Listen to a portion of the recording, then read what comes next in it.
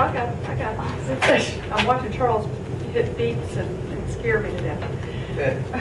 It's not you. That's more scary than Charlie's story. If you struggle daily to live your Christian life, Elaine has the answer. And it is simply this: surrender. Elaine, thank you.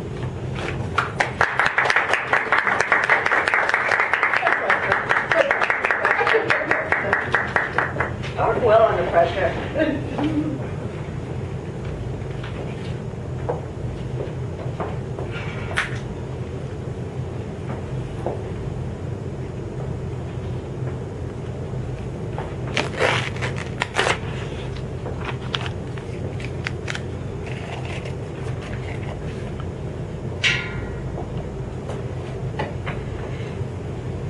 Surrender. What does surrendering look like? To me, surrendering looks like this. Your arms held out open, exposing yourself to allow whatever God has planned for you to strike you.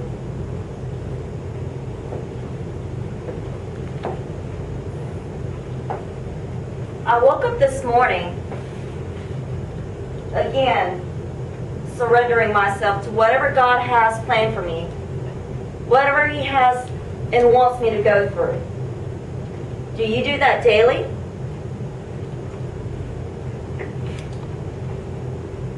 According to the Merriam Dictionary online, surrendering means to give up completely and forego in favor of another. Today my speech will be to share with you how I found myself learning how to surrender to Him. Learning what it means to surrender and what it does not mean. Ecclesiastes 3:4 says, A time to weep and a time to laugh, a time to mourn and a time to dance. when you are surrendering, there has to be a season that you're going through. A season of weeping, to come out to have a season of laughter, and then maybe to go to a season of mourning. In 1 Thessalonians 5:18, it says, In everything give thanks, for this is the will of God in Christ Jesus concerning you.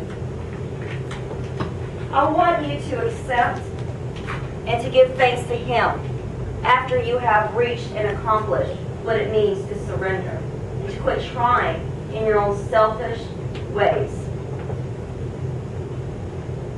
2 reasons to why you should surrender. First one, living without being right with Him. When you're living without being right, you're lacking self-awareness. Once you understand and accept a self-awareness, you will learn how to practice your life daily to be right with Him. As a believer, you should want to be right. Yes? Yes? Yes. So if you feel like you're living without being right, and you feel guilty for what you are doing that day, that moment, what should you do? Surrender. Second reason to why you should surrender is you keep trying and you're falling into emptiness.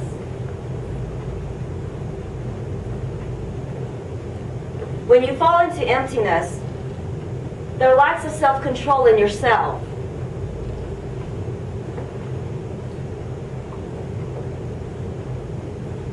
To practice this second reason, the second way to why you should surrender in self-control is it calls for discipline.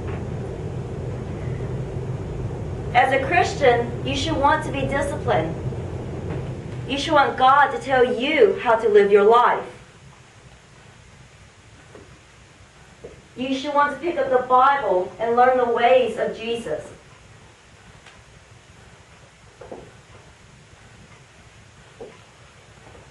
Two reasons I shared with you to why you should surrender is, if you feel like you're living without being right, as a Christian, start learning how to be right with God. Second, if you keep trying and you're falling into emptiness, stop controlling and start disciplining yourself. Now, because we are humans, and we do have a pride in us, here are some reasons to what surrendering is not. Surrendering is not bondage. Surrendering is not giving up. Surrendering is not abuse. Surrendering is actually beautiful.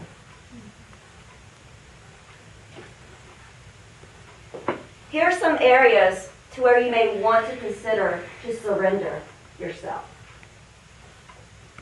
And I hope you will agree. 1, money. God does not say you cannot be prosperous and live a healthy, wealthy life according to in the ways that He wants you to. God says it's the love of money. That's one area you can surrender yourself. Second area, relationships. Are you trying with your own flesh to control your marriage, to control your love life in a very secular way? Well, stop. Allow God to come into your heart and let His love fill you so that things do not go your way in the areas of relationships. You still have grace and peace to wake up the next day. Third areas that you can consider to surrender. Your future. Stop trying to control your future.